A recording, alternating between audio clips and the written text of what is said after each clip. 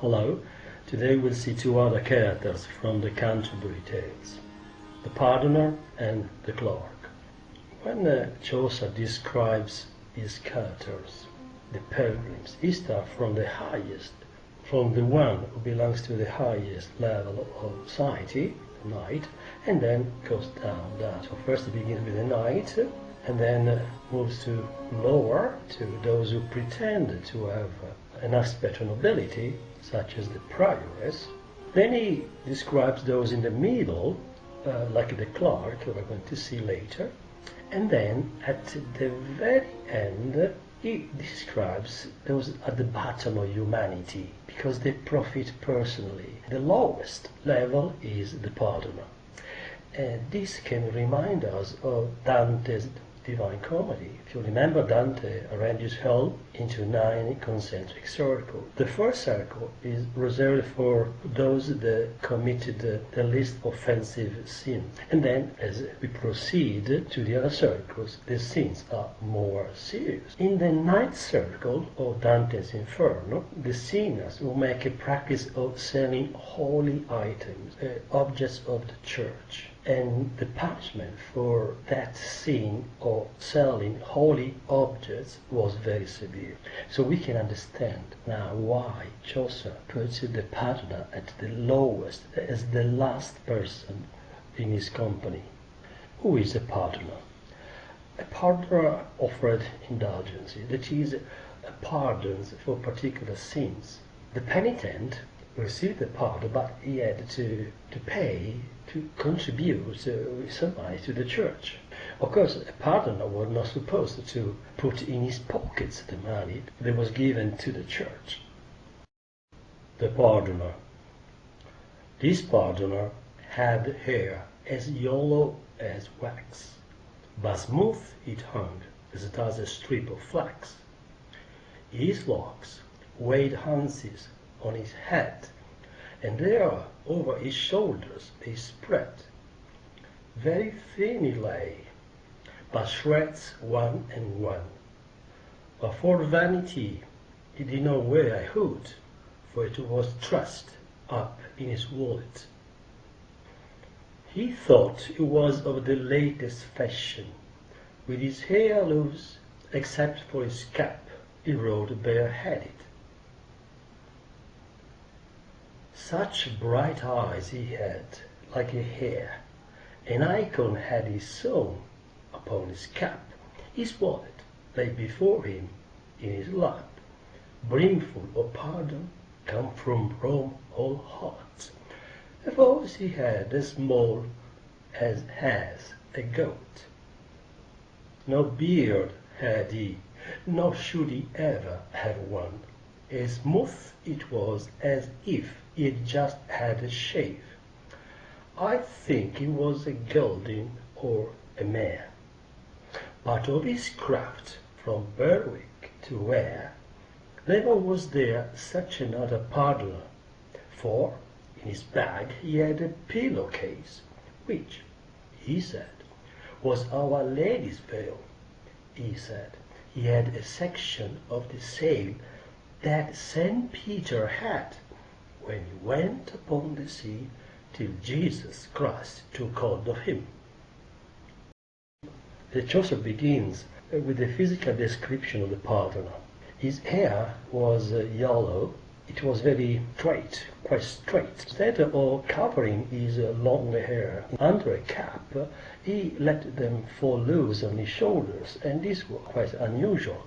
And this sign, the fact that he keeps and shows his hair very long, is a sign that the pardoner is not, the holy man that respects the rules of the Catholic Church. His hair lay on his shoulders. For vanity, he wanted to show it, and so he did not wear a hood, a cap, to cover his hair, because the hood was in his pocket, in his bag. And his clothes were quite fashionable. His hair was loose. Apart from his cap, his head was there. It was visible. His eyes were bright, like a hair. And there was on his cap an icon, and he had his bag, his wallet, on his lap, and inside his bag there were a lot of pardons just arrived from Rome, according to what he said, according to what he told the others. Let's look about his voice. His voice was quite high-pitched, like the voice of a goat. He had no beard. He had never had a beard in his life. His cheeks were smooth, as if he had just had a shave. And here Chaucer says that he wasn't sure if this man was a gelding or a mare. So the gender, the sexual orientation of this man is quite ambiguous, because he's not sure if he's an effeminate homosexual or a castrated male, a eunuch. A gelding is a castrated horse, and a mare is a female horse. And also the description of his face without hair, without any sign of a beard, is to deprive him of his male role or identity. This description suggests that the pardoner is sexually promiscuous, who was promiscuous or considered effeminate. But in any case, it doesn't fit the typical expectation we have of a religious person. We're told about his profession. In England there was not any other like him, because in his bag he had a pillowcase which he said contained nothing less but the veil of the Virgin Mary. Not only, he had inside his bag a part of the sail of the boat that St. Peter had when he went to sea, and on the day that Jesus Christ took hold of him and persuaded him to follow him, the same very sail. He had a cross of copper full of stones, and in a glass he had pig's bones. But with these relics, when he found a poor parson dwelling on the land, in one day he got more money than the parson got in 2 months, and thus, with fake flattery and jests, he made the parson and the people his apes. But finally, to tell truly, he was in church, a noble priest.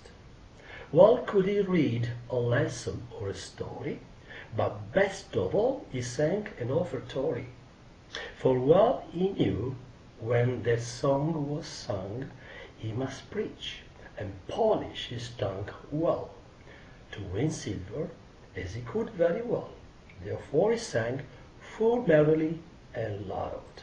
Not only, he had a cross full of stones, and in a glass he had bones of pig. These, he said, were holy relics. And when he found a poor parson is the priest of a church in the countryside generally, there was work in the land, working very hard for his living, from him could manage to draw from him more money than the parson could earn in 2 months' work. So in one day he took from the parson a quantity of money that the parson had to work 2 months to earn it. How? Because he had a way to flatter, to communicate, to show his fake relics, that the parson and all the people of the church became in his hands like monkeys, like animals, domesticated animals. He did whatever he wanted, because he had the power of speech. He could persuade them of the truthfulness of his word. But to tell the truth, in church he was at his best. When you read the page from the Testament, or the story of a saint, but most of all when he sang. When he sang, he knew that he had the power to influence people in front of him. And so he sang in such a way, in such a refined way, and he talked in such a refined, persuasive way when he was in church to make money. The more influential was his presence, the more money he got. And he could sing very well. He knew the art of persuading people because he was able to sing with such a joy and full of emotion. So we have the pardoner, who has in his bag the tools of a trade, the things he needs for his profession. And what are they? They are indulgences that he claims have just arrived from Rome, and a sack of false relics. And he has bones of a pig that he claims they are the bones of a saint. So the pardoner is a person whose job is to defraud, to make people believe what he says in order to get money from them. He makes them believe they need to buy pardons for their sins. And he's so persuasive that he always manages to draw a lot of money from the people he meets. So he's robbing innocent persons in the name of religion. And this is another example of the corruption inside the church of his time. Now, on the one hand, this figure, the pardoner, is being described as quite an immoral person. But nonetheless, today, for us can be intriguing, interesting, and it's provocative, the fact that the pardoner is open. He frankly admits and says that he does what he does. That he persuades people to buy fake relics to gain money. And this aspect is quite modern.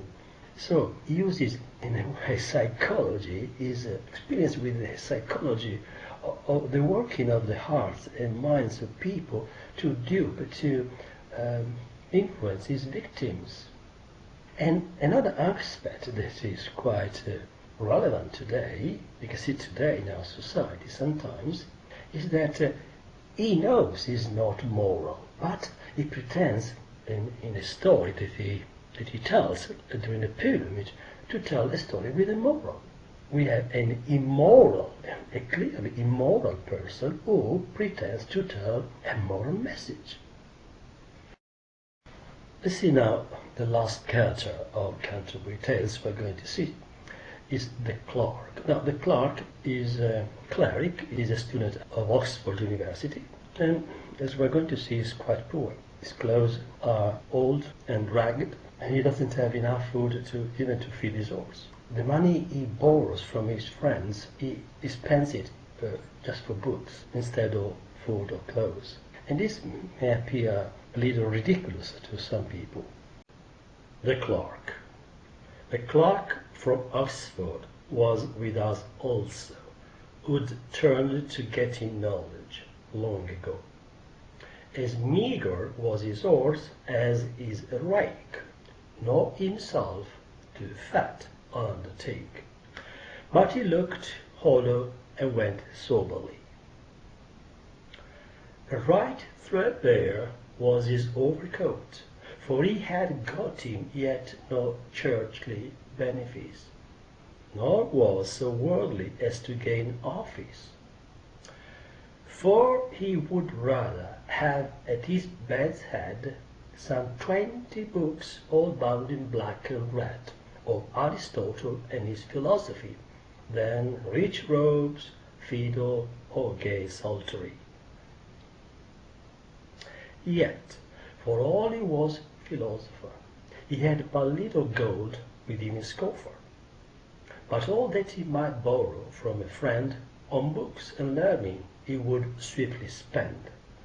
And then he prayed right busily for the souls of those who gave him wherewithal for schools. Of study took he utmost care and heed. Not one word spoke he more than was his need, and that was said in fullest reverence, and short and quick and full of high good sense. Pregnant of moral virtue was his speech, and gladly would he learn and gladly teach. We have a student from Oxford who had been studying logic for a long time. His horse was very slim, meager, like a stick, because there was not much to eat, and also himself was not fat, and he looked hollow, not in good condition. His clothes were very old, and it's because he didn't have benefits, a role inside the church that was paid, nor he was ready to take a job in another place, in another office. This is because he was obsessed with learning. He had near his bed 20 books. Now, a book was very expensive. It's not like today. So you can imagine they were written by hand, illustrated by hand, quite expensive. He had 20 books. What kind of books? Not romances, but books of logic by Aristotle. And he preferred those books to expensive clothes, musical instruments, or plain happy music. But even with all his knowledge, he had a little money in his pockets, and he had to, quite often, to borrow money from a friend to buy books and to learn some more. And then he would pray for the soul of those who had given him money. He spoke only when it was necessary, and he thought, reflected before speaking. And he was very modest in his expression. His speeches, when he talked, there was always something to learn. There was common sense, logic. He was happy to learn something new and also happy to teach other people the things he had learned. So, what can we say about the clerk? He was probably a young man, poorly dressed. We can understand that he did not come from a rich family, and also his horse is a reflection of his condition. All the money he had in his hands was spent on books. He had taken some minor orders, so he could pray in church. He was authorized to pray in church, and this is what he did for the benefit of his friends that had lent him money for his books. When he spoke, it was only when it was needed, in short, a complete sentence. Let's consider the whole group of pilgrims.